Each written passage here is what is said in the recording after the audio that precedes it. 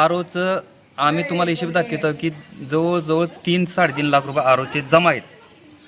त्या आरोच्या पैशाचा विल्हेवाट सरपंच आणि ग्रामसेवक ही दोघंच लावते. ती एक नंबर खात्यामध्ये पैसे जमा करून ती पैशाचा काढघाल करायला पाहिजे तसं न करता ती डायरेक्ट त्या आरो प्लॅन्टला एक माणूस ठेवलं, त्या माणसापासून ती पैसे उचलते आणि त्याचा वापर कुठल्या कामाला डायरेक्ट करते ती हीच आम्हाला काय हिशेब सांगा नाही. दोघंही मागणी आम्हाला त्या जी अंडरग्राऊंड गटर झाली आहे साठीनगर काय तिथली ती थळ बी काय सांगा नाही.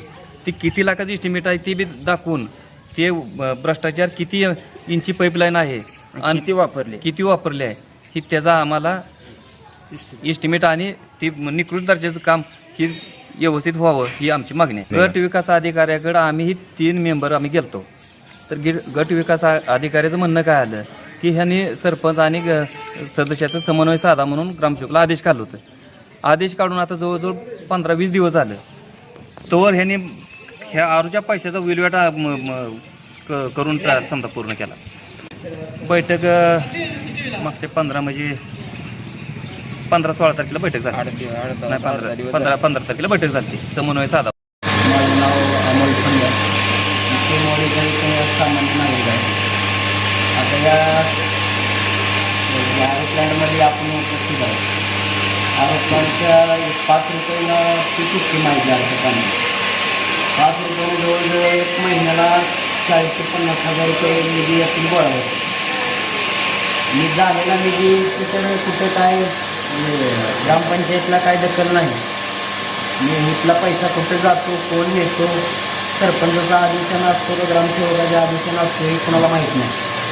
एवढं असून सगळे लोक या पाण्यात पैसे देऊन पाणी नेतात. पाणी नेऊन पण त्यांना व्यवस्थित पाणी भेटत नाही. इथं जर बघितलं तुम्ही तरी पाणी असंच मोकळं आहे. आपल्याला सध्या लाईव्ह पाहायला म्हणजे बघायला भेटत असेल. डायरेक्ट पाणी फिल्टर पाणी होत नाही, सगळं अस्वच्छता आहे. पैसे देऊन सुद्धा पाणी स्वच्छ पाणी प्यायला कोणाला भेटत नाही. जर विकत पाणी घेऊन जर स्वच्छ भेटत नसेल तर या योजनेचा आणि याचा फायदा नेमका काय. या येणारा पैसा जातो कुठं, गेलेला पैशाचा तर काही हिशोब नाही, दखल नाही. पैसा देऊन जर पाणी प्यायला भेटत नसेल तर उपयोग काय आपल्याला. आमची मागणी ही आहे की इथून जो पैसा येतोय याची जमा करून त्याचा पैसे गावाच्या वापरण्यात यावं. नसेल तर हा या योजनेसाठी तर व्यवस्थित वापरण्यात यावं.